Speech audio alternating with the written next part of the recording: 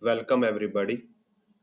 This is our fourth video in NEET PYQ Series 4, Chapter Laws of Motion, Class 11. And hopefully this will be the last video for this chapter's PYQ. Before this, we have made three videos, and all of those three videos are available on our channel. And there is a playlist specifically dedicated to NEET PYQs, and the name of that playlist is also NEET PYQs. So you can go to our channel and find out that playlist in playlist section. Also, there is separate playlist for JEE Main PYQs, so you can also check it out. And if you like our work, then do like this video, share these videos as much as possible, and subscribe to our channel because it helps a lot when you share and subscribe and like these videos. If you have any doubts and any suggestions, then do put them in comment section. And also, if you like to support us, then you can scan this QR code and donate whatever amount you want. With that amount, we will be able to get new books, new guest papers, new question papers, and also a better computer hardware, so that in future we will be able to provide you better quality videos. So with this, let's start today's video. And I think we will be starting from question number 52. I think we have covered up to 52, I think. So in last video, we covered up to this question 52, and today we will going to start further. So question is, a bob is reeled in horizontal circle, means उसको horizontal circle में घुमाया जा रहा है by means of a string with initial speed of 10 rpm. So omega initial given है आपको, omega I is equal to 10 rpm, और 10 rpm means 10 rotation per minute, और आप इसको लिख सकते हो 10 by 60 rpm, oh sorry rps, 10 by 60 rps rotation per second. So it is 1 by 6 rps, और एक rotation is equal to 2 pi. So it is 2 pi by 6. ये अब कन्वर्ट हो गया एंगल की फॉर्म में. So pi by 3 radian per second is our omega initial. If the tension in the string is quadrupled, तो जो string के अंदर टेंशन थी उसको 4 गुना कर दिया गया, कीपिंग द रेडियस कांस्टेंट, तो न्यू स्पीड बतानी है, और वो भी आरपीएम के केसेस में. सो वी नो, अगर कोई ऑब्जेक्ट सर्कल में ऐसे हॉरिजॉन्टल सर्कल में रोटेट कर रहा है, समथिंग लाइक दिस, ये हॉरिजॉन्टल सर्कल है और ऑब्जेक्ट उसके अंदर रोटेट कर रहा है. सपोज स्टार्टिंग में ऑब्जेक्ट यहाँ पे है, तो वो स्क्रीन से बाहर की तरफ आ रहा है, तो इस ऑब्जेक्ट पे कौन सा फोर्स लगेगा? दैट इज सेंट्रीपिटल फोर्स, जो कि सेंटर की तरफ लग रहा होगा, और उसका फॉर्मूला होता है एम आर ओमेगा स्क्वायर. और जो उसको जिस स्ट्रिंग से आपने इसको बांधा हुआ है उसमें क्या होगी? प्रोड्यूस होगी टेंशन, और टेंशन होती है एम आर ओमेगा स्क्वायर के इक्वल. तो ये हमारे पास इसके लिए बेसिक इक्वेशन आ गई. अब क्या किया गया? टेंशन बढ़ा दिया गया है. सो सपोज न्यू टेंशन ले लेते हैं हम, T dash is equal to radius constant है, जो डिफरेंट कलर, यहाँ पे रेडियस कांस्टेंट है और मास तो कांस्टेंट रहेगा ही. सो एम और आर एज इट इज है, एम आर, और न्यू हो जाता है ओमेगा डैश स्क्वायर, ओमेगा की नई वैल्यू, वही हमें फाइंड आउट करनी. सो हमारे पास ये पहले वाली इक्वेशन है और ये न्यू इक्वेशन है, तो हम क्या करते हैं? दोनों को डिवाइड कर देते हैं. So T dash by T is equal to M R, दोनों से कैंसिल हो जाएंगे,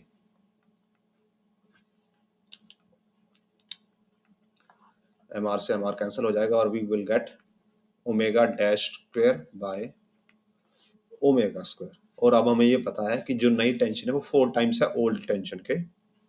सो T dash is equal to 40 by 4 is equal to omega dash square, और जो ओमेगा है दैट इज 10, और ये आरपीएम में है. हम इसको आरपीएम में इसलिए रख रहे हैं बिकॉज जो हमें ऑप्शंस दिए गए वो आरपीएम की फॉर्म में ही गिवन है, एल्स हम इसको पाई बाय 3 लेते. बट अगर हम इसको पाई बाय 3 लेंगे फिर हमको इसको वापस आरपीएम में कन्वर्ट करना पड़ेगा. दैट्स वाई हमें वो कन्वर्जन ना करनी पड़े अननेसेसरी, दैट्स वाई हम इसको आरपीएम में लेके कैलकुलेशन करेंगे.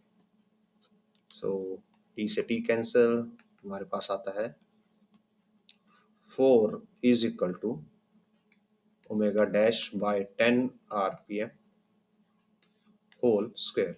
और जब भी आप ऐसे आर्बिट्रेरी यूनिट लेंगे तो उस यूनिट को आप साथ में लिखते चलिए, सो दैट आप उसमें बाद में मिस्टेक ना करें। अब आप दोनों साइड का अंडर रूट कर लोगे तो it will B 2 omega dash by 10 RPM. और जब आप इसको फर्दर सोल्व करते हो तो यहां से आपको मिल जाता है omega dash is equal to cross multiply करोगे आप 20 आरपीएम। तो जो आपकी नई फ्रीक्वेंसी हो जाएगी angular frequency, that will B 20 RPM. Option A will be the right answer. Next question की तरफ बढ़ते हैं। A block of mass 10 kg is in contact against the inner wall of a hollow drum of radius 1 meter. The coefficient of friction between block and the inner wall is 0.1. Minimum angular velocity needed to cylinder to keep the block stationary when the cylinder is vertical and rotating about its axis. तो आपके पास एक cylinder है और वो vertical position में है, means scenario something like ऐसे होगा कि सपोज कीजिए ये आपका सिलेंडर का अपर पार्ट है और ये उसका लोअर पार्ट है, और हम दोनों को कनेक्ट कर देते हैं।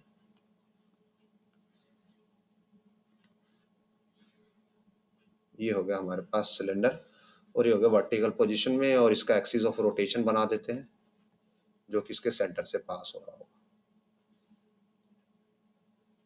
ये एक्सिस ऑफ रोटेशन हो गया। और सपोज कीजिए कुछ ऐसे रोटेट कर रहा है, ये ओमेगा की वैल्यू है। ओके, जो रेडियस है दैट इज 1 मीटर। सो ये जो वैल्यू है ये 1 मीटर है, आर की वैल्यू। नाउ अब यहां पे कोई ऑब्जेक्ट है, यहाँ पे कोई ऑब्जेक्ट है और वो ऑब्जेक्ट इसके सरफेस को टच करता है। अब अगर आप इस ऑब्जेक्ट पे देखें तो इस बिकॉज ये इनसाइड है, इसके इनसाइड है, तो इस पे जो सेंट्रीपिटल फोर्स होगा वो ऐसे होगा, या आप इसको सेंट्रीफ्यूगल बोल सकते हो depending upon what you use. But जो इस पे फोर्स लग रहा होगा रोटेशन की वजह से वो बाहर की तरफ लग रहा होगा, और इसका वेट है जो वो नीचे की तरफ एक्ट करेगा, mg डाउनवर्ड एक्ट करेगा, और यहाँ पे फ्रिक्शनल फोर्स एक्ट करेगा इसके सरफेस पे Fr, और ये यहाँ पे होगी नॉर्मल रिएक्शन। तो अगर आप इसके लिए बैलेंसिंग करते हो तो what you get, normal reaction is equal to centripetal is equal to mr omega square, जो सेंट्रीपिटल फोर्स की यहाँ पे वैल्यू होगी। नाउ रेडियस हमें पता है, mass is given 10 kg, radius is 1 meter, coefficient of friction is 0.1, here coefficient of friction is 0.1, so mu is 0.1, so friction की value होती है mu times n, और n is mr omega square, so 1/10 mr omega square, ये हो गया friction.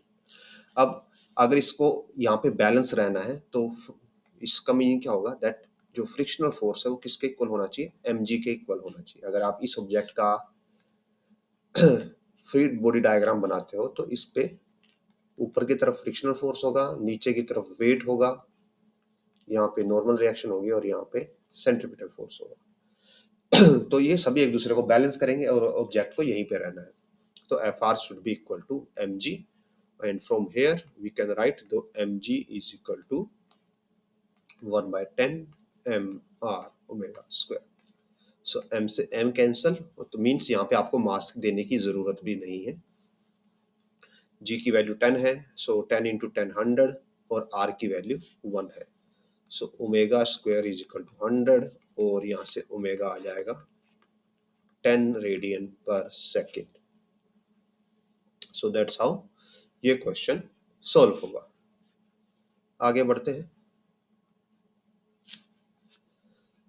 One end of the string of length L is connected to a particle of mass m and other end is connected to a small peg of on a smooth horizontal table. तो यहाँ पे आपके पास एक table है. So let us create a table. So let us draw table first. तो suppose कीजिए कि ये टेबल है. अब इसमें एक हॉरिजॉन्टल रोटेट कर रहा है हॉरिजॉन्टल सर्कल में. So it should be without fill.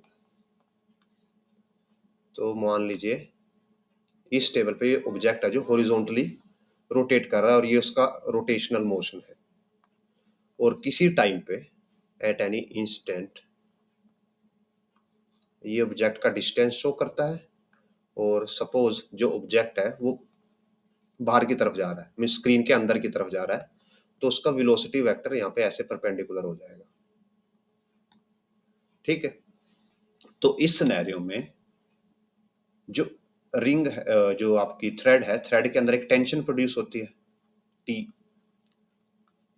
और जो सेंट्रीपिटल फोर्स है वो भी अंदर की तरफ होता है. अब जो सेंट्रीपिटल फोर्स है वो खुद नहीं लगता, वो एक नेट फाइनल रिजल्ट होता है, मींस नेट रिजल्ट होता है. तो यहाँ पे एक सिंगल फोर्स लग रहा है, दैट इज टेंशन, जो कि इनवर्ड की तरफ लग रहा है. और वही क्या प्रोवाइड करेगा आपको, सेंट्रीपिटल फोर्स प्रोवाइड करेगा. मींस यहाँ पे टी होगा equal to M R omega square. तो अगर आप इसमें नेट फोर्स देखते हो, अगर आप इसमें नेट फोर्स देखो तो आप में से कुछ को ये डाउट आ सकता है कि सर इसको हम ऐसे कर देंगे, M R omega square is equal to 0 और टी इसको ऐसे लिखा जा सकता है एम वी स्क्वायर बाय, या अगर हम इसको डिस्टेंस को एल ले लें, जैसे हमने यहाँ पे आर ले लिया तो सपोज आर ही रखते हैं, इक्वल टू 0. तो आप में से कोई इस आंसर को टिक कर सकता है या कोई इस आंसर को टिक कर सकता है, बट ये दोनों गलत होंगे. यहाँ पे ओनली सिंगल फोर्स है, that is tension T. Why? Because जो M V square by R, ये जो सेंट्रीपिटल फोर्स है, ये अपने आप में कहीं से नहीं आता. ये उनका जो फोर्सेस लग रहे हैं एक्चुअल में उनका रिजल्टेंट होता है. ये खुद कहीं पे नहीं लगता, ये फोर्सेस का रिजल्टेंट होता है. तो ये तो रिजल्ट है ना कि कोज. ये मीन्स ये इसका बोल सकते हैं ये इफेक्ट है ना कि कोज. तो यहाँ पे कोज तो ओनली वन है, दैट इज टेंशन. तो यहाँ पे ओनली जो इसका एग्जैक्ट एक्चुअल आंसर होगा दैट इज ओनली टेंशन होगा, ना कि ये तो इसके लिए इक्वेशन होगी इन इसके लिए. और ये भी ये इक्वेशंस हैं ना कि एक्चुअल फोर्स. और यहाँ पे ये पूछा गया है नेट फोर्स, तो यहाँ पे ओनली एक फोर्स एक्ट करता है, दैट इज टेंशन एक्ट करता है. सो और जो जीरो इसलिए नहीं हो सकता, अगर जीरो फोर्स एक्ट कर रहा होता तो इसका मीनिंग क्या है, ऑब्जेक्ट स्ट्रेट पाथ में फॉलो करता है, जो कि नहीं है. तो यहाँ पे ओनली टेंशन एक्ट करता है. नेक्स्ट क्वेश्चन की तरफ बढ़ते हैं. सो ये गिवन है कि एक्सेलरेशन गिवन है इस पॉइंट पे 15 मीटर पर सेकंड स्क्वायर. ये पार्टिकल का टोटल एक्सेलरेशन है इस टाइम पे. रेडियस गिवन है, तो पार्टिकल की स्पीड बतानी है. तो वी नो यहाँ पे अगर आपके पास ये 30 है तो जो ये वाला कंपोनेंट होगा इसका 30, ये ए की वैल्यू 15 है, तो जो ये कंपोनेंट हो जाएगा इट विल बी ए कोस 30. तो ये वाला कंपोनेंट क्या हो जाएगा, ए कोस 30. और जो सेंटर की तरफ कंपोनेंट होता है उसको क्या बोलते हैं, सेंट्रीपिटल एक्सेलरेशन. तो यहाँ पे सेंट्रीपिटल एक्सेलरेशन हो जाएगा ए कोस 30 और ए cos 30 is sorry value of a is given 15, cos 30 की वैल्यू होती है √3/2. तो ये हमारे पास आ गई ए सेंट्रीपिटल की वैल्यू. ऐसे यहाँ पे ए टेंजेंशियल होगा, that will B A sin 30, that will B 15/2. और अब हमें यहाँ पे बतानी है स्पीड ऑफ द पार्टिकल. तो स्पीड ऑफ द पार्टिकल यहाँ पे क्या, हमें v की वैल्यू बतानी है. तो जो AC होता है दैट वो होता है v²/r, और जो AT होता है दैट इज dv/dt. तो यहाँ पे जो टेंजेंशियल है इसका कोई यूज नहीं होगा, बिकॉज ये तो आपको ये बताएगा कि जो वेलोसिटी है वो कितनी फास्ट चेंज हो रही है with respect to time, but आपको एक्चुअल वेलोसिटी की वैल्यू निकालनी है इस पॉइंट पे. उसके लिए हम ओनली AC का यूज करेंगे। तो यहाँ से जो v स्क्वायर आएगा that will be r into AC, और v आ जाएगा root of r into AC। Root of r की वैल्यू यहाँ पे 0.2 है, यानी कि 2/10, और AC हो जाएगा, वैल्यू हम कैलकुलेट कर ही चुके हैं, 15√3/2। so 2 से 2 cancel, this will be 3, this will be 2, so it will become 3√3/2। और जब आप इसको सोल्व करोगे further it will be 1.61 metre per second. और यहाँ पे जो आपके ऑप्शंस हैं वो कोई मैच नहीं करता, बिकॉज आपका जो ऑप्शन है वो प्रॉपर नहीं है, उनमें ऑप्शंस हमारे यहाँ पे गलत हैं। So answer will be 1.61 metre per second. आगे बढ़ते हैं। So a car is negotiating a curve road of radius r, the road is banked at, ये इसको बोलते हैं बैंकिंग ऑफ रोड। ये आपके पास एक थ्योरेटिकल डेरिवेशन होता है बैंकिंग ऑफ रोड, जिसमें जब आप इसको सोल्व करते हो तो जो इसमें आंसर आता है दैट इज ऑप्शन डी आता है। अभी हम आपकी बेसिक थ्योरी भी यहाँ पे करवा देते हैं, सो दैट आपका जो इसके रिगार्डिंग अगर कोई डाउट है तो वो डाउट क्लियर हो पाए। सो लेट अस ड्रॉ एक बैंक इंक्लाइंड प्लेन बनाते हैं।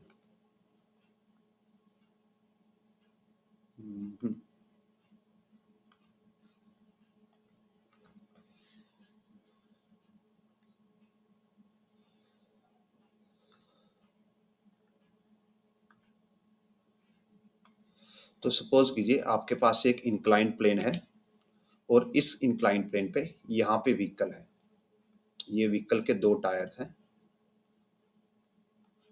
Sorry not inclined plane, inclined road, और जो रोड है आपका वो थीटा एंगल पे इंक्लाइंड है। और ऐसा नॉर्मली माउंटेन्स में किया जाता है। तो हम सपोज क्या करते हैं कि यहाँ पे ऐसे कोई माउंटेन है, ये रोड है जो माउंटेन के अराउंड ऐसे रोटेट करता है।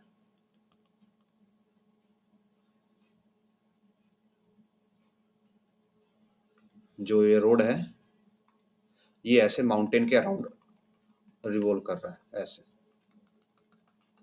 मींस आप इस पे ऐसे फॉरवर्ड, ये अगर आप इसको 3D में समझना चाहो तो इस पे जो गाड़ी है वो इस वे में मूव कर रही है कि ये स्क्रीन के पीछे से आ रही है और स्क्रीन से बाहर निकल रही है, ना कि ऐसे स्लाइड कर रही है।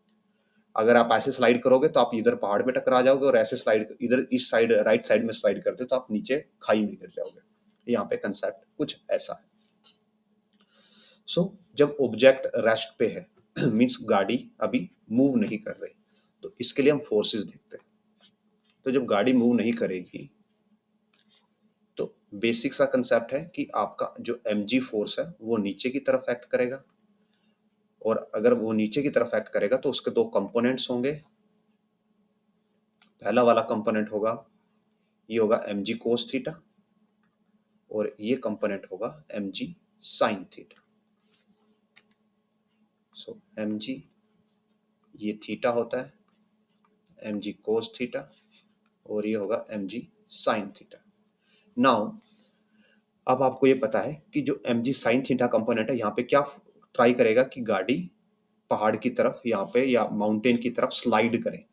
ये यहाँ पे मूव नहीं करेगा, बिकॉज ये जिसका जो मोशन है वो तो स्क्रीन से बाहर की तरफ है। तो इसका लेफ्ट और राइट मोशन क्या होगा, स्लाइडिंग होगा या स्कीडिंग होगा। तो जो mg sin थीटा है ये क्या ट्राई करेगा कि जो आपका व्हीकल है वो इस तरफ स्किड करे, स्लिप होके इधर की तरफ आए। इसको प्रिवेंट कौन करेगा, इसको प्रिवेंट करने का काम करता है फ्रिक्शन। सो जो फ्रिक्शन होगा यहाँ पे वो फ्रिक्शन यहाँ पे आउटवर्ड लगता है, और ये फ्रिक्शन क्या काम करता है, ये रोकने का काम करता है किसको, गाड़ी को। कैसे, जो mg sin थीटा है इसके अपोजिट एक्ट करके। तो ये तो हो गया at rest.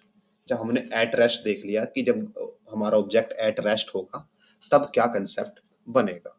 Now at motion पे आते हैं कि जब ऑब्जेक्ट मोशन पे है, और यहाँ पे एक नॉर्मल रिएक्शन भी होता है जो हमने ड्रॉ नहीं किया। Now coming to at motion, तो जब मोशन पे हम आएंगे तो हमारा जो व्हीकल है उसके पास कुछ स्पीड होगी, तो इसका मास तो एज इट इज एक्ट कर रहा होगा, बाकी की चीजें रब कर देते हैं बिकॉज अब थोड़ी चीजें बदल जाएंगी।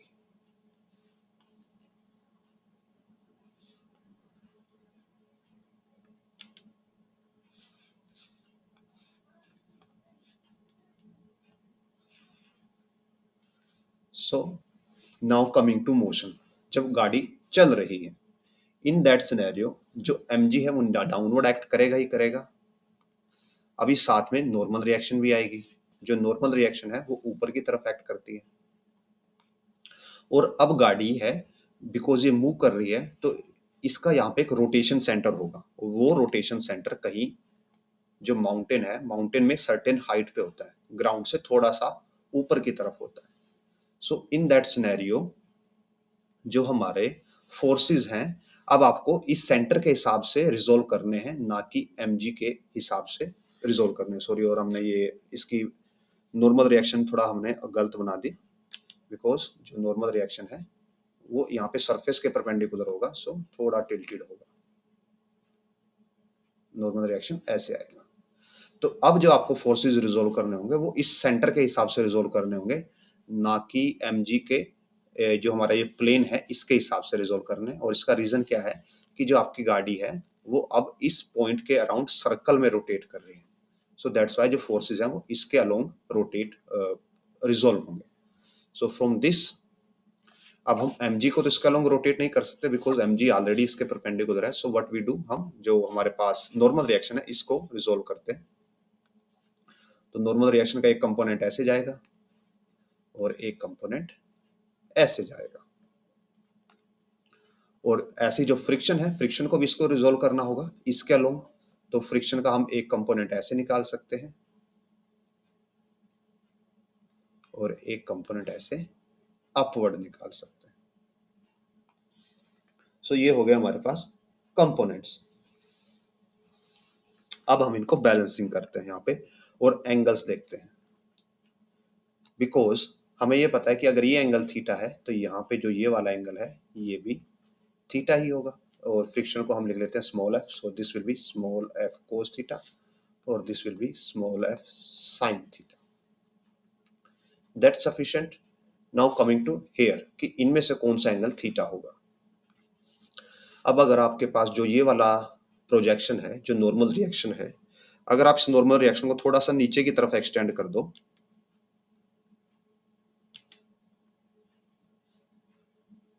सपोज कीजिए मैं नॉर्मल रिएक्शन को ऐसे थोड़ा सा नीचे की तरफ एक्सटेंड कर देता हूं, तो हमें ये पता है कि ये वाला एंगल थीटा होता है। तो from this we can easily say that जो ये वाला एंगल है, ये वाला एंगल भी थीटा होगा। So this is normal reaction, तो ये हो जाएगा n cos थीटा और ये हो जाएगा n sin theta. So we can write equation that जो वर्टिकल फोर्सेज है वो वर्टिकल को बैलेंस करेंगे और जो हॉरिजॉन्टल फोर्सेज है वो हॉरिजॉन्टल को बैलेंस करेंगे। So n cos theta plus f of sin theta is equal to mg। यहाँ पे अपवर्ड दो फोर्सेज है n cos और f sin, और डाउनवर्ड ओनली mg के इक्वल है। एंड आल्सो अगर हम यहाँ पे देखें तो यहाँ पे होगा n sin theta minus f cos theta equals to, now जब तक ये रेस्ट में था तो ये दोनों एक दूसरे को बैलेंस कर देंगे और यहाँ पे जीरो आएगा, बट अब ये मोशन में है, तो मोशन में है तो सेंटर की तरफ एक सेंट्रीपिटल फोर्स लग रहा होगा जो कि इन दोनों के नेट रिजल्टेंट से आएगा। तो उसका फॉर्मूला हो जाएगा mv स्क्वायर बाय, और जो डिस्टेंस होगा that distance should be radius r। और यहाँ पे n sin थीटा ही क्यों ग्रेटर होगा, बिकॉज सेंट्रीपिटल फोर्स आपका सेंटर की तरफ होता है, तो सेंटर वाला कंपोनेंट, जो सेंटर की तरफ वाला कंपोनेंट है वो कंपोनेंट ज्यादा होना चाहिए एज कंपेयर टू जो कंपोनेंट जो सेंटर से अपोजिट्स है। तो this is the basic equation for this type of motion. और अब हम यहाँ पे लिख सकते हैं, बिकॉज हमें ये पता है कि फ्रिक्शनल फोर्स होता है म्यू टाइम्स एन, और यहाँ पे जो n है वो n किसके इक्वल होगा, mg cos थीटा के। So mu times mg cos theta. तो आप यहाँ पे जो f है उसकी जगह पे डायरेक्टली म्यू एन यूज कर सकते हैं और म्यू एन से म्यू एन कैंसिल करके और इन दोनों इक्वेशन को डिवाइड करके ये इक्वेशन की वैल्यू आप यहाँ पे ये जो मैक्सिमम वैल्यू ऑफ वेलोसिटी हम यहाँ पे कैलकुलेट कर सकते हैं। और यहाँ पे आपको अगर साइन की प्रॉब्लम आए तो what we can do, because यहाँ पे मैक्सिमम सेफ बतानी है, तो उस सिनेरियो में क्या होगा, अगर आपकी गाड़ी स्किड करने लगे आउटसाइड तो वहां पे फ्रिक्शन की डायरेक्शन रिवर्स हो जाती है, तो फ्रिक्शन फिर आपका जो फ्रिक्शन है वो अंदर की तरफ लगने लगेगा। तो यहाँ पे उस सिनेरियो में आपके जो साइंस है वो थोड़ा इंटरचेंज हो सकते हैं। दैट्स वाई जो आपका आंसर है आप उसको एक बार आउटवर्ड डायरेक्शन से कैलकुलेट करेंगे और एक बार इनवर्ड डायरेक्शन से कैलकुलेट करेंगे फ्रिक्शन की, और जो आपको ऑप्शन यहाँ पे एज पर दिया गया है वो ऑप्शन आप चूज करेंगे। तो इस सिनेरियो में जो आंसर है आपका ऑप्शन डी आएगा। नेक्स्ट क्वेश्चन की तरफ बढ़ते हैं। Two stones of masses m and 2m are whirled in horizontal circle. तो मास एक m है, दूसरा 2m है। जो हैवियर है उसकी रेडियस r/2 है और जो लाइटर है उसकी r है। The tangential speed of the lighter stone is n times the heavier stone. What they experience the same centripetal force. तो ये बोला गया कि दोनों के लिए सेंट्रीपिटल फोर्स बराबर है और लाइटर की स्पीड n टाइम्स है हैवियर से। सो इसकी स्पीड को हम v मान लेते हैं और इसकी हो जाएगी nv। तो n की वैल्यू बतानी है, तो हमें ये गिवन है कि दोनों के लिए फोर्सेस इक्वल है। सो m1 r1 ओमेगा 1 स्क्वायर, और या ओमेगा वाला नहीं, हम v वाला फॉर्मूला लेते हैं। m1 v1 square by r1 is equal to m2 v2 square by r2। Values put करेंगे।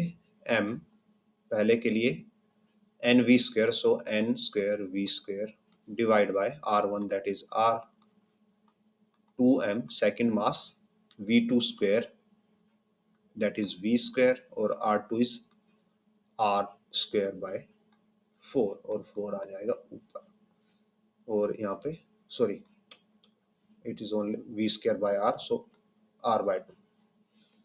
r से r कैंसिल होगा, m से m कैंसिल होगा, v स्क्वायर से v स्क्वायर कैंसिल होगा, तो यहाँ से आता है n square is equal to 4 और n की वैल्यू आ जाएगी 2। Move to next question. A car is moving in a circular horizontal track of radius 10 meter, so radius is 10 meter, speed is 10 meter per second. A bow suspended from the roof of the car by light wire of length, जो उसकी length है that is 1 metre. तो angle made by the wire with the vertical. So यहाँ पे देखिए कि concept क्या है कि कार एक सर्कल में घूम रही है। ये सपोज ये रोड है जो सर्कुलर रोड है और इस पे कार रोटेट घूम रही है। ये गाड़ी है जो इसमें ऐसे मूव कर रही है। अब इसके अंदर एक पेंडुलम लटका हुआ है यहाँ पे, इस पेंडुलम की लेंथ है 1 मीटर। नाउ जब ये ऐसे सर्कल में रोटेट करेगी तो इस पे जो पेंडुलम है या कार है इस पे क्या लगेगा, सेंट्रीफ्यूगल फोर्स लगेगा, जो कि कहाँ पे होगा, आउटसाइड होगा। वही सेम फोर्स किस पे लगेगा, पेंडुलम पे लगेगा, तो पेंडुलम ऐसे मूव करेगा। मींस जो पेंडुलम है अगर ये हमारी हॉरिजॉन्टल वर्टिकल डायरेक्शन है तो पेंडुलम उससे ऐसे कुछ जाएगा, यहाँ पे चला जाएगा, और यहाँ पे उसके पास क्या लग रहा होगा, सेंट्रीपिटल फोर्स, और नीचे उसका क्या लग रहा होगा, mg यानी कि वेट लग रहा होगा। तो हमें यहाँ पे क्या बताना है कि जो डायरेक्शन है किसके साथ, जो एंगल बना रहा है ये थीटा कितना एंगल बन रहा है विद दी वर्टिकल। सो यहाँ पे जो हमारा पेंडुलम है उसके पास दो टाइप के एक्सेलरेशन है। पहला एक्सेलरेशन कहाँ से आता है, सेंट्रीपिटल फोर्स से आता है या सेंट्रीफ्यूगल फोर्स से, सॉरी, और वो किस डायरेक्शन में है, वो है आई डायरेक्शन में, सो ACI। और दूसरा है ग्रेविटी की वजह से जो कि नेगेटिव जे डायरेक्शन में है, सो यानी कि -G, और ये हो जाएगा v square by r into I minus GJ। v square is 100 by r 10 यानी कि 10, सो 10i -10J। तो ये इस पेंडुलम का नेट एक्सेलरेशन हो जाएगा। अब हमें थीटा कैलकुलेट करना है कि थीटा कितना होगा। सो हमारे पास दो फोर्सेस हैं, एक Fc है और दूसरा ग्रेविटी है। अगर हम दोनों का रिजल्टेंट ये होगा हमारा, और ये हो जाएगा एंगल ऐसे, तो हम इजीली निकाल सकते हैं कि जो यहाँ पे हमारी ट्रायंगल बनेगी, ये आप इसको ही इसी से यहाँ पे ट्रायंगल बना सकते हो। आप कैसे बनाओगे कि आपके पास जो x डायरेक्शन है उसमें टोटल 10 की लेंथ है, तो ये होगी x डायरेक्शन में 10 की लेंथ, और y डायरेक्शन में -10 की लेंथ है, सो ये हो गई -10 की लेंथ। तो जो रिजल्टेंट होगा that will B 10 square plus -10 square 10√2। तो यहाँ से आप एंगल निकालोगे, अगर आप ये वाला एंगल निकालते हो तो इट विल बी 45 डिग्री। तो ये तो हो गया किसके साथ, हॉरिजॉन्टल के साथ। अब यहाँ पे आप एक वर्टिकल लाइन लगा सकते हो जो कि पूछा गया है, और ये वाला एंगल हमसे थीटा पूछा गया, तो अगर ये 45 है तो ये होगा 90 - 45, सो थीटा विल बी 45 होता है π/4 डिग्री। सो ऑप्शन सी हमारा यहाँ पे मैच करेगा। आगे बढ़ते हैं। A car of mass m moving on a level circular track of radius r. If mu s represents the static friction between the road and the tire of car, maximum speed of the car in circular motion given by कि car circular motion में कितनी maximum speed से move कर सकती है। सो इन that scenario again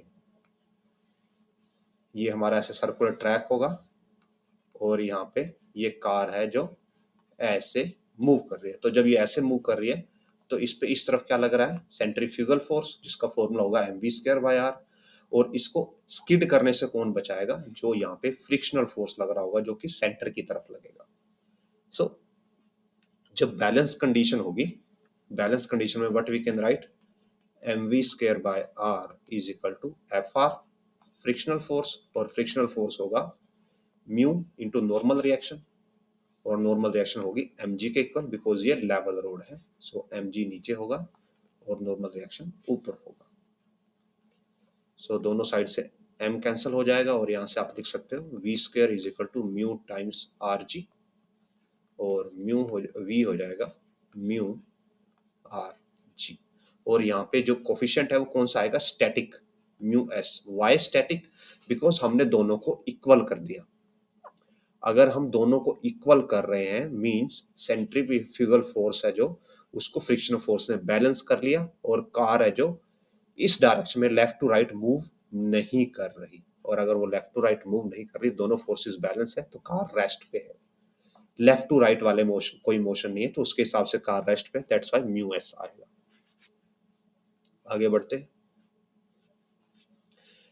car of mass 1000 kg negotiates it's a banked road of radius 90 metre, so radius 90 metre है, और ये फ्रिक्शन लेस रोड है। Theta is 45 degree, angle of banking road के लिए एंगल बैंकिंग 45 डिग्री है। तो अब ये बताना है कि कार की स्पीड कितनी हो सकती है, और मास गिवन है 1000 kg। तो हम एक बैंक्ड रोड बनाते हैं,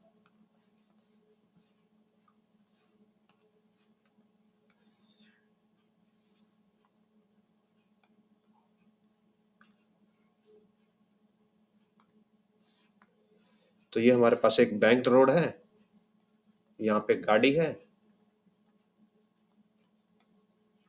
और वो ऐसे सर्कल में रोटेट कर रही है, ऐसे जैसे हमने प्रीवियस वाला बनाया था। बस प्रीवियस वाले में हमारे पास फ्रिक्शन था, यहाँ पे हमारे पास फ्रिक्शन नहीं है। तो इस सिनेरियो में जो यहाँ पे इसके कंपोनेंट्स एक्ट कर रहे थे, तो जैसे हमने प्रीवियस वाले में बनाया था जब हमने विद फ्रिक्शन सोल्व किया था, बस अब यहाँ पे फ्रिक्शन नहीं होगा। तो सेम इन दिस सिनेरियो जो mg है वो नीचे की तरफ एक्ट करेगा। सो लेट अस ड्रॉ कि mg ऐसे एक्ट कर रहा होगा, और यहाँ पे एक नॉर्मल रिएक्शन होगी, जो normal reaction perpendicular to surface act करेगी, और इस नॉर्मल रिएक्शन के हम दो कंपोनेंट लेंगे, एक कंपोनेंट ऐसे और एक कंपोनेंट ऐसे।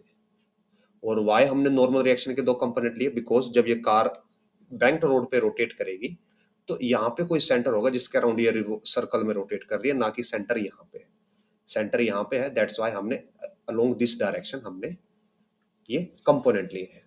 तो ये नो एन थी, ये हो जाएगा बिकॉज ये एंगल थीटा बनता है, so this will be N cos theta, और ये हो जाएगा एन साइन थीटा। सो यहाँ पे जो एन कोस थीटा है इक्वल टू हो जाएगा एम जी, ये एम जी है downward, M G is equal to N cos theta, और जो एन साइन थीटा कंपोनेंट है ये क्या प्रोवाइड करेगा आपको, रिक्वायर्ड सेंट्रीपिटल फोर्स, बिकॉज ये सर्कल में रोटेट कर रही है। तो अगर हम दोनों को डिवाइड कर दें दिस इक्वेशन बाय दिस, तो हमारे पास आएगा M V square by R divide M G equals to N sine theta by N cos theta, और m से m कैंसिल हो जाएगा और n से n कैंसिल हो जाएगा, यहाँ से आएगा v square by R G is equal to tangent theta, और v is equal to R G tangent theta under root. So just हमें वैल्यूज पुट करनी है ना, so v will be r is 90, g is 10 and tangent 45 is 1, so 900 का root होता है 30 metre per second. So option check करते हैं, so option B will be the right answer. आगे बढ़ते हैं। A ball of mass 0.25 kg attached to a string of length, ये length given है, हॉरिजॉन्टल सर्कल है, string will break if tension is more than 25 newton, यानी कि 25 Newton तक string tension ले सकती है। मैक्सिमम स्पीड बतानी है कि उसको आप कितना से मूव कर सकते हो। सो जब स्ट्रिंग आपके पास, मान लो ये ऑब्जेक्ट है, ये स्ट्रिंग है, ये ऑब्जेक्ट है, ये सेंटर है ओ, तो जब ये ऑब्जेक्ट सर्कल में रोटेट कर रहा होगा तो इस पे लगेगा सेंट्रीपिटल फोर्स, और वो किसके इक्वल होगा, टेंशन के। सो यहाँ से T इज इक्वल टू आ जाएगा M V square by R, और मैक्सिमम टेंशन हमें 25 गिवन है, m की वैल्यू है 0.25 और 25 बाय 1000 इंटू वी स्क्वायर, और r हमें गिवन है 1.96, ये 4 पे कैंसिल होगा, तो यहाँ से वी स्क्वायर आएगा 100 इंटू 1.96, और ये बन जाएगा v। तो ये 196 है, 196 का रूट होता है 14, so answer will be 14 metre per second. आगे बढ़ते हैं। Two racing cars of masses m and 4m are moving in a circle of radius r and 2r. If their speeds are such that they each makes complete circle in same time, the ratio of angular speed of the first to the second. तो ये बोला गया है complete circle in same time, means अगर वो circle complete कर रहे हैं तो दोनों के लिए जो डिस्प्लेसमेंट होगी, मीन्स जो उन्होंने थीटा कवर किया, that is 2 pi theta cover करने पे एक सर्कल कंप्लीट होता है, और टाइम भी सेम बताया गया, तो इसके लिए भी टाइम सेम है और इसके लिए भी टाइम सेम है, तो ये क्वांटिटी भी दोनों के लिए सेम रहेगी। और 2 बाई क्या होता है, omega, so omega 1 is equal to omega 2, और अगर ये दोनों इक्वल हैं तो रेशियो हो जाएगा 1:1। आगे बढ़ते हैं। A box of mass 5 kg is pulled by a cord up along a frictionless plane inclined at 30 degree with the horizontal. The tension in the cord is 30 Newton. Acceleration of the box बताना है कि box का acceleration कितना होगा। So यहाँ पे scenario something like ऐसा होगा कि आपके पास एक इंक्लाइन प्लेन होगा,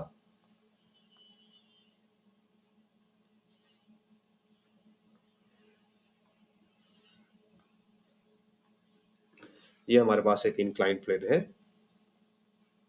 इस पे जो एंगल है दैट इज 30 डिग्री।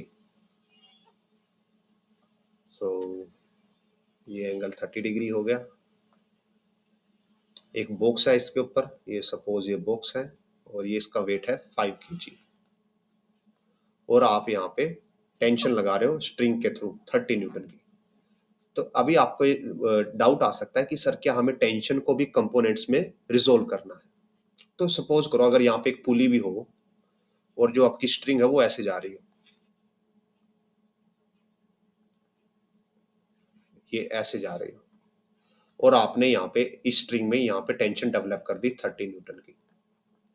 तो यहाँ पे आने के बाद उसके कंपोनेंट्स नहीं होंगे, बिकॉज जो टेंशन है वो अलोंग द स्ट्रिंग चलती है। तो यहाँ पे भी टेंशन कितनी होगी, 30 न्यूटन होगी। सो इसके लिए mg नीचे डाउनवर्ड एक्ट करेगा, और जो ये वाला कंपोनेंट होगा ये mg cos थीटा होगा, और ये वाला कंपोनेंट होगा mg sin थीटा। सो अगर ये बॉक्स ऊपर की तरफ जाता है विद सम एक्सेलरेशन a, तो from what we can write कि ma equal to 30 minus mg sin theta,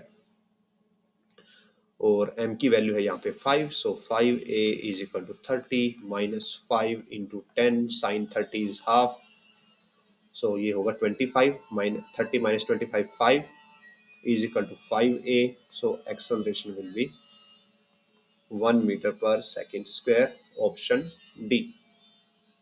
आगे बढ़ते हैं।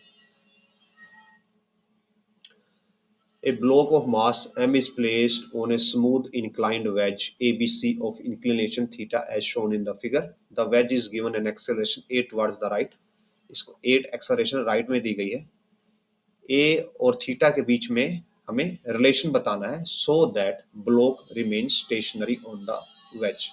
अब ये देखिए यहाँ पे ये बोला गया कि ये स्मूथ है, मीन्स कोई फ्रिक्शन एक्ट नहीं कर रहा। तो इन दैट सिनेरियो अगर कोई फ्रिक्शन एक्ट नहीं करता,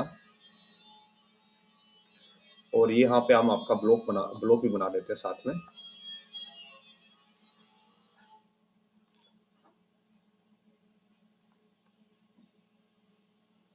ये हमारे पास ब्लॉक हो गया, और ये मेंशन है कि जो एक्सेलरेशन है दैट इज ma, ये पूरे सिस्टम की एक्सेलरेशन यहाँ पे a है। तो अगर पूरे सिस्टम की एक्सेलरेशन फॉरवर्ड है तो जो ब्लॉक है, ब्लॉक पे क्या लगेगा, एक बैकवर्ड फोर्स लगेगा, दैट विल बी, जो कि होगा mass of block into a, और a क्या है, पूरे सिस्टम की एक्सेलरेशन। नाउ जो आपका ब्लॉक है, ब्लॉक का मास नीचे की तरफ एक्ट करेगा mg, सो ये mg हो गया। इसका एक कंपोनेंट यहाँ पे आएगा mg cos थीटा, और एक कंपोनेंट यहाँ पे आएगा mg sin थीटा, बिकॉज अगर ये थीटा है तो ये भी थीटा होगा। अब जो आपका ये यहाँ पे ये एक्सेलरेशन है a, हम इसको लिख लेते हैं mg sin थीटा। अब ये वाला जो फोर्स है इसके भी हम कंपोनेंट रिजोल्व कर सकते हैं, एक कंपोनेंट ऐसे आएगा और एक कंपोनेंट आगे जाएगा। सो अगर हम इसको रिजोल्व करें, सो इसका एक कंपोनेंट ऐसे जाएगा और एक कंपोनेंट ऐसे नीचे की तरफ आएगा। जो नीचे वाला कंपोनेंट है उसकी हमें इतनी नीड नहीं है, बिकॉज उसको तो नॉर्मल रिएक्शन बैलेंस कर लेगी, और यहाँ पे ये एंगल थीटा होगा, बिकॉज ये थीटा है तो ये भी थीटा, तो ये कंपोनेंट हो जाएगा ma cos थीटा। तो अगर ऑब्जेक्ट को इसी पोजीशन पे रहना है तो ma cos थीटा को mg sin थीटा को बैलेंस करना होगा। So ma cos theta is equal to mg sin theta, m से m कैंसल, और a is equal to g sin by cos, यानी कि g tangent theta. So option D will be the right answer. आगे बढ़ते हैं। A balloon with mass m is descending down with an acceleration a, where a is less than g. How much mass should be removed from it so that it start moving up with an acceleration a? So हमारे पास एक balloon है, suppose ये balloon है और ये नीचे की तरफ आ रहा है, डाउनवर्ड आ रहा है, इसका मास m है और इसका नेट एक्सेलरेशन नीचे की तरफ a है, तो डाउनवर्ड फोर्स हो जाएगा ma, और इस पे जो नीचे की तरफ वेट लग रहा होगा दैट इज mg, बिकॉज ये बोला गया है कि इसका डाउनवर्ड एक्सेलरेशन a है, बट नीचे की तरफ फोर्स तो mg लगेगा, तो ऊपर कोई फोर्स लगना चाहिए, और वो कौन सा फोर्स होगा? बॉयंट फोर्स, बायोन्सी, जो कि एयर की वजह से लगता है। ये आप जब लिक्विड्स का चैप्टर पढ़ोगे तो वहां पे आपको पता चलेगा कि लो डेंसिटी, जब भी कोई ऑब्जेक्ट हाई डेंसिटी में फ्लो करता है तो उस पर एक बायोंट फोर्स लगता है जो ऊपर की तरफ होता है, तो यहाँ पे बायोंट फोर्स होगा Fb। तो इसके लिए आप इक्वेशन लिख सकते हो, इसका एक्सेलरेशन डाउनवर्ड है, सो जो फोर्स है वो भी डाउनवर्ड है, यानी कि -ma(j), जो नेट फोर्स है वो डाउनवर्ड है नीचे की तरफ, equals to -mg(j) plus Fbj, because जो बायोंट फोर्स है वो ऊपर की तरफ है। नाउ अब क्या होता है कि आप इसमें से कोई मास रिमूव कर देते हो, सो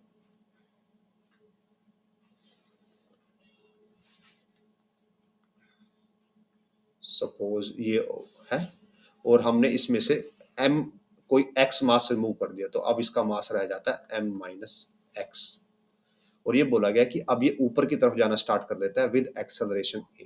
तो बिकॉज जो बायंट फोर्स है वो किस पे डिपेंड करता है? वॉल्यूम पे डिपेंड करता है, तो हम ये मान के चल रहे हैं कि सेम बायंट फोर्स लग रहा होगा इस पे Fb, और अब जो डाउनवर्ड फोर्स है दैट इज m-x इंटू जी, और अब इसकी एक्सेलरेशन हो गई ऊपर की तरफ a। सो नाउ अब अगर हम इसके लिए फॉर्मूला बनाएं तो यहां से हमारे पास फॉर्मूला बनेगा m-x इंटू a, और ये अब कैपिटल प्लस j में जाएगा, मीन्स ऊपर की तरफ जा रहा है positive y direction, equals to अब Fbj माइनस m-x(g)j। तो ये हमारे पास दो इक्वेशन बन जाती है, और यहाँ पे ये जो डायरेक्शन है वो बहुत इंपॉर्टेंट है, उसी से आप इस क्वेश्चन को प्रॉपर्ली सोल्व कर पाओगे, एल्स अगर आप इसको नो विदाउट डायरेक्शन सोल्व करोगे तो आप इसमें मिस्टेक करने के चांसेस रहते हैं, that's why we go with directions. तो हम दोनों जगह से जो Fb है इसकी वैल्यू कैलकुलेट करते हैं। तो जो फर्स्ट इक्वेशन है यहाँ से Fb की वैल्यू आती है, it will B -ma(j) plus mg(j). जो सेकंड इक्वेशन है, अगर सेकंड इक्वेशन से Fb की वैल्यू निकालें, so Fbj is equal to m-x a of j plus m-x g of j। तो दोनों को इस आप यहां से जो m है उसको कॉमन लिया जा सकता है, it will B g minus a of j, और यहां से m-x को कॉमन लिया जा सकता है, m-x into a plus g of j, means ये दोनों साइड क्या होंगी? इक्वल होनी चाहिए, बिकॉज इनकी जो लेफ्ट साइड है वो इक्वल है, तो दोनों साइड से हम j को कैंसिल कर सकते हैं जब इक्वल लिखेंगे, और we can write mg minus a is equal to m-x a plus g।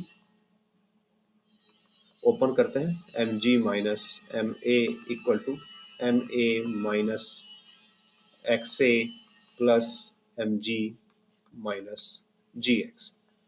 So mg से mg कैंसिल हो जाएगा, ये इधर आके नेगेटिव हो जाएगा, सो -2ma इज इक्वल टू, और यहाँ पे हमारे पास बचेगा, यहाँ से -x को हम कॉमन ले सकते हैं, minus of x a plus g, minus से माइनस कैंसल, और x की वैल्यू आ जाएगी 2ma bye a plus g। और अगर हम यहाँ पे देखें तो ऑप्शन जो a है, option A will be the right answer. So इसको सॉल्व करते हुए इस टाइप के क्वेश्चन को आप डायरेक्शन जरूर लें साथ में, सो दैट आप कंफ्यूज ना हो कि किसको किससे माइनस करना है। आगे बढ़ते हैं। 3 blocks with mass m, 2m, 3m are connected by string and shown in the figure. Upward force F mass is move with constant speed, तो नेट फोर्स बताना है ऑन द ब्लॉक 2m। अब ये गिवन है कि यहाँ पे constant speed है। अगर कांस्टेंट स्पीड है means delta v is equal to 0, और अगर डेल्टा v 0 तो एक्सेलरेशन 0, और अगर एक्सेलरेशन 0 है तो फोर्स भी 0। चाहे किसी भी ब्लॉक पे पूछा जाए सब पे फोर्स 0 ही रहेगा। आगे बढ़ते हैं। A person of mass 60 kg is inside a lift of mass 940 kg, तो टोटल मास हो जाता है 940 plus 60 is equal to 1000 kg. Presses the button on the control panel, the lift start moving upward with acceleration 1। तो lift का acceleration है ऊपर की तरफ, यानी कि 1 J मीटर पर सेकंड स्क्वायर, और जो G है वो तो डाउनवर्ड लगता है, सो -10 J मीटर पर सेकंड स्क्वायर। तो ये बताना है कि सपोर्टिंग केबल में कितनी टेंशन होगी। तो अगर ये हमारे पास लिफ्ट है, इसमें एक पर्सन है, और ये एक ऐसे स्ट्रिंग से बंधी है जिसकी टेंशन T है, तो जो टोटल नीचे की तरफ फोर्स एक्ट कर रहा होगा वो होगा mg, यानी कि 1000 इंटू 10,000 न्यूटन नीचे की तरफ एक्ट कर रहा है। और यहाँ पे नेट एक्सेलरेशन गिवन है पूरे सिस्टम की 1 मीटर पर सेकंड स्क्वायर। सो आप ये राइट कर सकते हो कि जो एक्सेलरेशन अगर हम इसको a मान लें, then ma is equal to t minus 10,000। So m is again 1000, acceleration is 1 is equal to t minus 10,000, और जब आप इसको सॉल्व करोगे तो ये 10,000 इधर आके ऐड हो जाएगा, it will be 11,000 Newton. Option C will be the right answer. Now a block of mass m placed on a smooth wedge of inclination theta, whole system is accelerating so that, ये question हमने just अभी किया है। force exerted by the wedge on the block will be, तो यहाँ पे block द्वारा जो वेज पे फोर्स लगाया जाएगा, हमें वो फोर्स बताना है कि कितना फोर्स होगा। इसी टाइप का क्वेश्चन हमने जस्ट अभी किया था, और ये वाला क्वेश्चन था, जैसा अगर हम पीछे जाएं, ये भी सेम टाइप का क्वेश्चन है यहाँ पे, और तो हम इसका ये वाला diagram as it is copy कर लेते हैं। अगर आपको इसकी थ्योरी देखनी है तो ये हमने के डायग्राम कैसे बनाया तो आप थोड़ा वीडियो में पीछे जाके देख सकते हैं। So copy it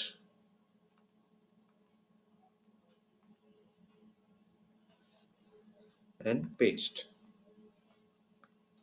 So basic क्या था यहाँ पे कि जो पूरा सिस्टम ए एक्सेलरेशन से आगे जा रहा था, और ये क्या था, स्मूथ था, कोई फ्रिक्शन नहीं है यहाँ पे। तो जो ऑब्जेक्ट है उस पर बैकवर्ड फोर्स लग रहा था ma, और उसके कंपोनेंट्स हमने बनाए थे, तो ये वाला कंपोनेंट था mg cos थीटा, और जो डाउनवर्ड कंपोनेंट हो जाएगा that will B, sorry ma cos theta था तो डाउनवर्ड हो जाएगा ma sin थीटा, और ऐसी मास का जो डाउनवर्ड कंपोनेंट है that is mg cos theta, और यहाँ पे ऊपर की तरफ होगी नॉर्मल रिएक्शन। सो जो नॉर्मल रिएक्शन है it will be ma sin theta plus mg cos theta. एक इक्वेशन हमारे पास ये बन गई, और दूसरी इक्वेशन थी कि ma cos theta is equal to mg sin theta. Previous question में हमने सिर्फ इस इक्वेशन को बैलेंस किया था, दूसरे वाली इस इक्वेशन से कुछ नहीं किया था, तो अभी हमें इस इक्वेशन का यूज करना है। तो यहां से हमारे पास आ गया था that a is equal to g sin theta by cos theta, और इस a की वैल्यू को हम यहाँ पे यूज कर सकते हैं। So n will be m times a की वैल्यू हम पुट करेंगे g sin into sine sine square theta by cos theta plus mg cos theta. mg common ले लेंगे,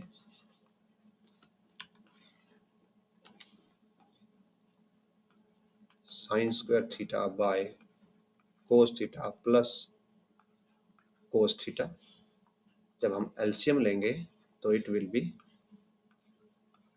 cos theta sin square theta plus cos by 1 into cos square theta. और आपको पता है ये तो आइडेंटिटी है, sin square theta plus cos square theta is equal to 1, so answer will be mg by cos theta. तो अब अगर हम आंसर मैच करते हैं, सो जो ऑप्शन डी है, ऑप्शन डी मैच होता है mg बाय cos थीटा। आगे बढ़ते हैं। A monkey of mass 20 kg is holding a vertical rope. The rope will not break when a mass of 20 kg is suspended from it, but it will break if mass exceed 25 kg। यानी कि जो रोप है, suppose कीजिए ये रोप है, इसके अंदर जो टेंशन प्रोड्यूस होती है वो किससे एक्सीड नहीं करनी चाहिए, वो लेस देन इक्वल टू होनी चाहिए 25 kg। और अगर हम जी को 10 ले लें यानी कि 250 न्यूटन, जो इसकी टेंशन है वो 250 न्यूटन से एक्सीड नहीं करनी चाहिए। नाउ अब ये बोला गया है कि जो मंकी है उसका मास 20 kg है। सो यहाँ पे एक मंकी है, इसका मास कितना है 20 kg। तो ये बताना है कि इसका मैक्सिमम एक्सेलरेशन कितना हो सकता है जब ये ऊपर जाए, जब ये ऊपर जा रहा हो और जब ये ऊपर जाके क्लाइंब करेगा with the help of this रोप, तो कितने मैक्सिमम एक्सेलरेशन से ये ऊपर जा सकता है। तो जब मंकी ऊपर की तरफ क्लाइंब करेगा, तो मंकी तो ऊपर जा रहा है, तो मींस ये जो रोप है इस पे ये क्या लगाएगा, डाउनवर्ड फोर्स लगाएगा। कितना, मास टाइम एक्सेलरेशन। बिकॉज अगर मंकी ए एक्सेलरेशन से ऊपर जा रहा है तो ये रोप के ऊपर सेम एक्सेलरेशन से डाउनवर्ड फोर्स लगाएगा, सेम मास टाइम एक्सेलरेशन से। ठीक है, और साथ में जो रोप है उसके ऊपर कौन सा फोर्स भी एक्ट करेगा, जो मंकी का वेट है, that is mass time MG, यानी कि 20 इंटू 10 200 न्यूटन। तो अगर आप स्ट्रिंग की बात करें या इस रोप की बात करें, रोप में ऊपर की तरफ टेंशन होगा, नीचे की तरफ एम ए होगा और साथ में एम जी यानी कि 200 न्यूटन होगा। सो टेंशन की मैक्सिमम वैल्यू 250 हो सकती है। तो अगर हम मैक्सिमम के लिए सोल्व करें तो 250 is equal to M A plus 200, यहाँ से सब्ट्रैक्ट होके एम ए की वैल्यू आ जाएगी 50 न्यूटन और mass is 20, so acceleration is 50 by 20 और यहाँ से आएगा 2.5 metre per second square. Option D will be the right answer. Next question. So mass m placed on very smooth wedge resting on a surface without friction। तो ये same type के question हम already कर चुके हैं। Once the mass is released, the acceleration to be given on the wedge so that m remains at the rest। ये rest पे रहना चाहिए। तो एक्सेलरेशन की वैल्यू हमने निकाली थी g टेंजेंट थीटा, और ये जो एक्सेलरेशन है वो ऐसे होना चाहिए। तो इस सिनेरियो में वो लेफ्ट में होना चाहिए। अगर ये ऐसे होता और यहाँ पे ब्लॉक रखा होता तो फिर एक्सेलरेशन ऐसे होना चाहिए, फिर राइट में होना चाहिए था। तो जिस साइड में ग्राउंड को टच करता है, नीचे वाला है, जहाँ से इंक्लाइन स्टार्ट होता है, तो वो साइड में आपका एक्सेलरेशन होना चाहिए। तो यहाँ पे लेफ्ट साइड में होना चाहिए। तो ऑप्शन ए।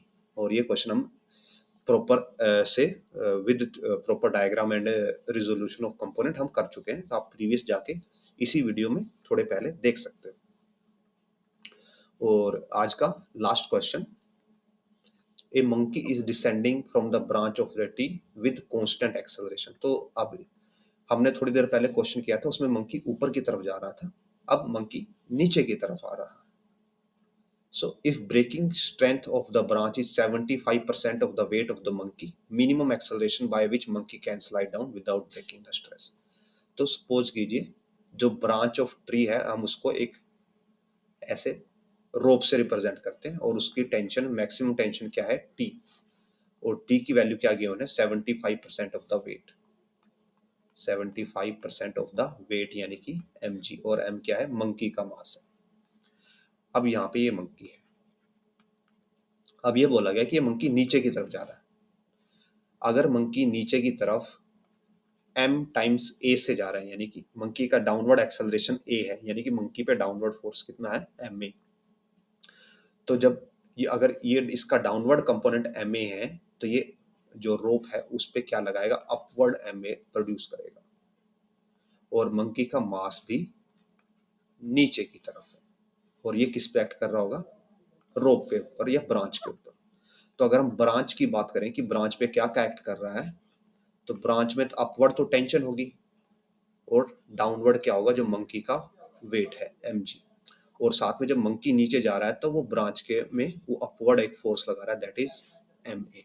अब अगर हम तीनों को बैलेंस करें so T plus MA is equal to mg होगा। और जो T की वैल्यू है हमें गिवन है 75% और इसको हम कट करके लिख सकते हैं, it will be 3/4 mg। So 3/4 mg plus ma is equal to mg। m से m कैंसिल हो जाएगा और एक्सेलरेशन आ जाएगा g माइनस 3/4g यानी कि g/4। और option C will be the right answer. So with this हमारी ये पूरी सीरीज है जो इस चैप्टर के लिए ये फिनिश होती है। एंड इस मंकी टाइप के जो क्वेश्चन है आपके पास, जिसमें मंकी अगर ऊपर जा रहा है तो वो रोप पे नीचे फोर्स लगाएगा, और अगर मंकी नीचे जा रहा है तो रोप पे ऊपर की तरफ फोर्स लगाएगा। तो मंकी के मोशन के अपोजिट फोर्स लगता है। सो विद दिस ये एक्सरसाइज कंप्लीट होती है। अगर आपके कोई डाउट्स हो, सजेशन हो, आप कमेंट सेक्शन में डाल सकते हैं, छोड़ सकते हैं, हम उन पे जरूर रिव्यू करेंगे। एंड अगर आपको वीडियो पसंद आए तो लाइक कीजिए, शेयर कीजिए, सब्सक्राइब कीजिए चैनल को, और अपने दोस्तों को भी बोलिए सब्सक्राइब करने के लिए। एंड अगर आप हमें फाइनेंशियल सपोर्ट करना चाहते हैं तो आप इन QR कोड का यूज़ करके हमें सपोर्ट कर सकते हैं, और ये QR कोड आपको वीडियो की स्टार्टिंग में भी मिल जाएंगे। एंड विद दिस हम इस वीडियो को यहीं पे फिनिश करते हैं, और इसके बाद हम जो सेम चैप्टर के लिए जो जेई सीरीज है वो कंप्लीट करेंगे, और देन फिर हम नेक्स्ट चैप्टर के लिए नीट सीरीज स्टार्ट कर देंगे। सो thanks for watching, keep on sharing, keep on subscribing, we will meet in next video.